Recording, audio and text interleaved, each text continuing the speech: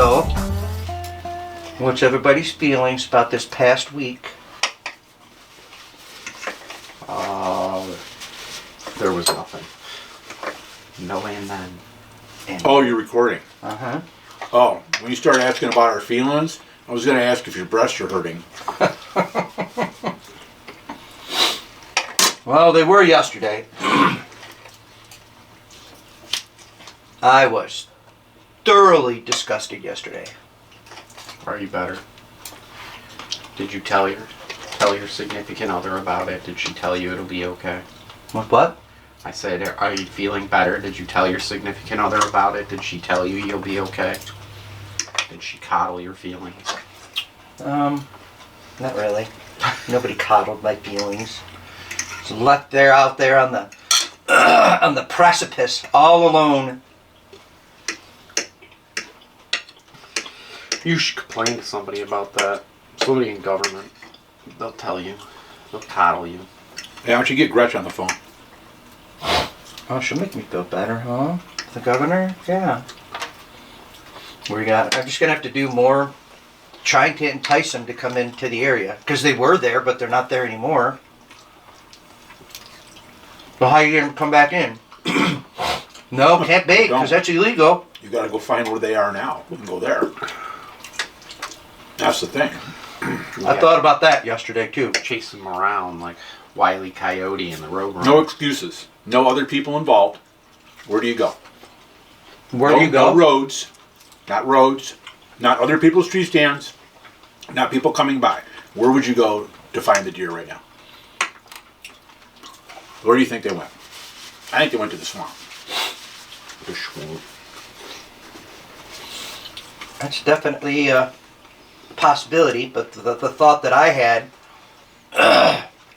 yesterday coming out of the woods and last night was, how many square miles of land is out there? And what I'm getting at... Alexa.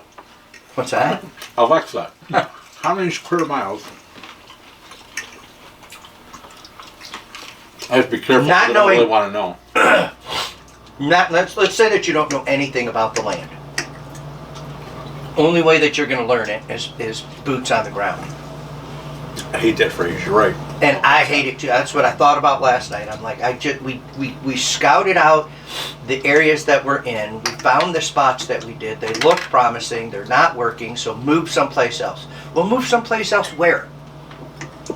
That means more scouting. More walking. Right. And more scouting.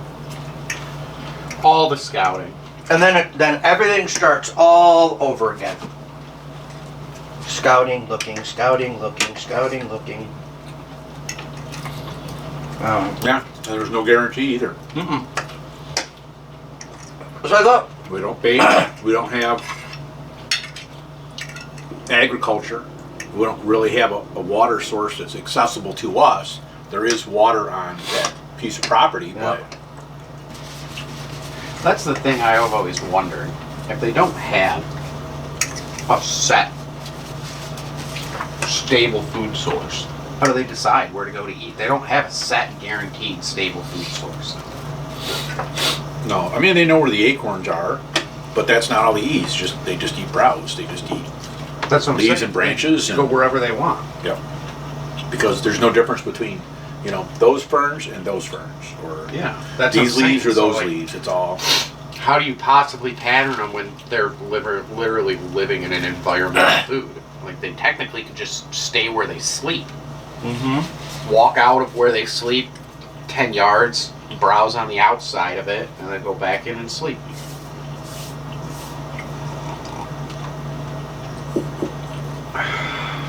Like, literally the only way to guarantee you're going to be by deer is if you find a consistent bedding area. That little one, it bedded right behind me, and actually I have it on trail cam bedding in the middle of the acorns. In that area that I hunt, bedded down right there in the middle of it. And then when I was hunting, it bedded down right behind me.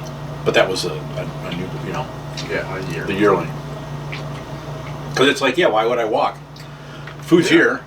What do I need to go anywhere else for? Yeah. I'm going to hang out here, eat food, I'll take a nap, get up, eat more food. They say, go as far back as you can, get away from people. And guess what? Yeah, you get away from people and the deer. But then there's guys that do it. Well, that's my buddy does it. He's way back in the woods. And obviously he was successful. He shot that big buck I showed you. Gotta be food, gotta be water. If it's all, whether it's across the street or if it's a mile away, you know, you gotta have bedding, food, water, shelter. Like, they gotta have a way to catch the wind.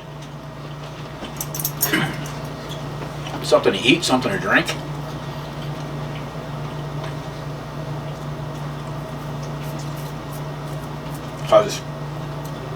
Which is probably There's huge bucks in Warren, Michigan. Like, there's like in the city, Yeah. like in a park, like that live there their whole lives, and it'll be like 10 points. And so it's like not like they're terrified of human beings or can't be around them. They just Well, that's like, I bet you that's why they run that drainage by my house. Because that's probably their water source. So they'll travel down that, sipple on water, and then they go either to where they're eating or where they're sleeping. I don't know. All I know is that yesterday I was very not happy. And it's like, you know, so I'll go out to hunt tonight. I'll go hunt your stand because I think there's more of a chance of seeing a deer by your stand than there is by my stand, because you're by the road and they're crossing, because the swamp that Keith's talking about is on the other side of the road. Yeah. That one I heard blow yesterday, was it towards the swamp side of the trail? That's what I thought too. Oh, it was on. It was on the other side, not my side. Okay. His side. I didn't. And it was between him and I, so in theory it could have been going to cross by my stand. Remember that thing we heard, that noise we heard last night? You know what that was? It was a Sasquatch. could have been. And they say 'Cause that was that's- a big branch Yeah. snapping. Yep. That's Well, what it was. wasn't a branch. It was a Sasquatch breaking a whole tree down to build part of its shelter. No, they do that to communicate. They call them, what do they call them? Thunks? Yeah, Sasquatch. Squatch it'll wake thunks. you right up. And it's just like, they just, It was a breaking branch. It wasn't just a bump. A squunch? don't you know anything about Sasquatches? Well, yeah, but what we heard last night was a breaking branch. I was a Sasquatch breaking a branch. That's what I'm saying. He was breaking down a whole tree because it was so loud. He was going to take it and build a shelter. He needed to read. Probably have more of a chance of finding a Sasquatch than I do a deer. I want to go back downstate and start seeing deer again. Hopefully shoot one. State land. State land, that's what we got. That's what our problem is here. Not really. But my buddy that I told you, he shot it on state land. Jordan shot at red squirrel, shot at one on state land. They're on state land. We have pictures of them on state land. They're out there. They say inevitably it's a matter of time in the stand, but I don't know, man. You sit in the stand, well, you have a trail camera watching where you can shoot all day, and there's no pictures.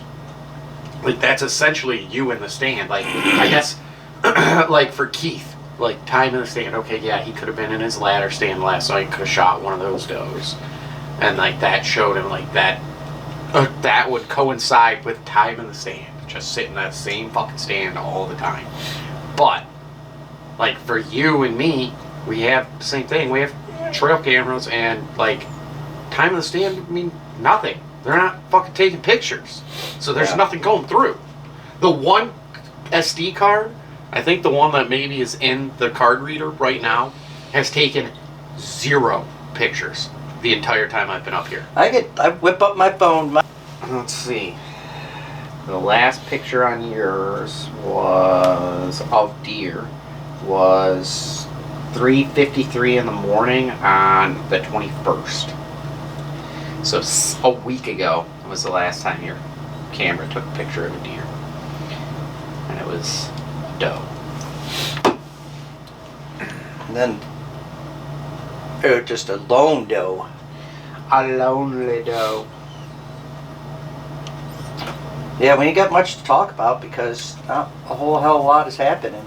I think maybe that deer that blew last night was maybe over by the tripod stand. It woke me up. Right. Reminds me of the old days. Well, when I used to be in Gladwin back when I first started hunting out there, and I had to walk quite.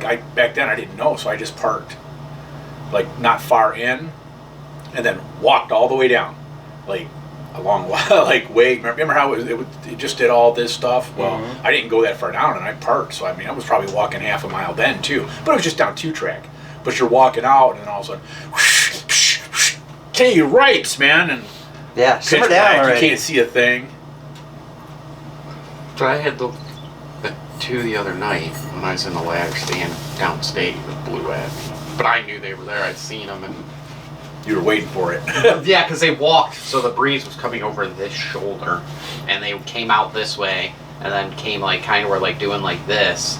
And I was like, okay, they're walking into the breeze, and I'm wearing a shirt that I hung a stand in today. Like they're gonna smell this. yeah. And next thing, whoosh, I'm like, yep. Yeah. So, It's like when a grouse And flushes. what do they say that the dude, areas- that's the other night. First night we were here. I was walking into my stand, and a grouse flushed right out of the pines right there. You're right. Yep. Damn! It scared the fuck out of me. Yeah, that's good Which, stuff. speaking of you saying the grouse over by where we hunt, when we went out that night you left, 2 right on the trail. Yep, just hanging out. Did you see that? Yeah, I told them the it's, yellow dot. Yeah, I told them it's on the Onyx. And they just fucking did him out down. And then the I trail. had them flush. I had 3 of them flush out when I was going into my where I like the further down where I parked Yeah. on the 2-track, and then just walk like Yeah. right from there. Like yeah, I think I had parked it like Ho Chi Minh again and walked down, and as I turned and started walking up, 3 of them come busting out. My heart. The other day, and I really don't know much about grouse or woodcock hunting. I was always a duck hunter or a pheasant hunter, and most of the time, if you hunted pheasants, you got a hold of a farmer that would let you go hunt his property, and you just go out there with your dog and do your thing. But grouse is different than pheasant. Different. They're like in the woods, but they like to come out. They like to come out to the roads because they can sun themselves and feed and whatever. Just like a little turkey. What's that? Just like a little turkey. Just like a little turkey. Yep. I always looked at grouse. They remind me of just like tiny turkeys. Well, so that's about it. JerBear's gonna make his way back downstate. We'll hunt 2 more days. I don't know. You know, the problem with, I don't know. I sent my brother a text the other day, and really this is only halftime. You know, because there's still a lot of All of hunting. November, December. Yeah, so there's still a lot of time to hunt. That's why I'm going to go back out today, and I got to work on that ground blind. It's just not. There's too much stuff in front of it. I think I need to turn it. I need to check the other trail camera that I put across the street from where the Oh, the SD card one. lucky. Road! Stop. Jesus. Well, keep watching the show. You'll experience it right along with us.